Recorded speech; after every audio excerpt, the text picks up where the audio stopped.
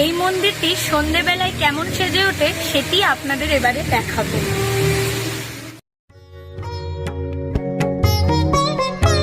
শ্যামাচরণ লাহিড়ী, যিনি লাহিড়ী মহাশয় নামে বেশি পরিচিত, একজন ভারতীয় যোগী এবং মহাবতার বাবাজির শিষ্য ছিলেন।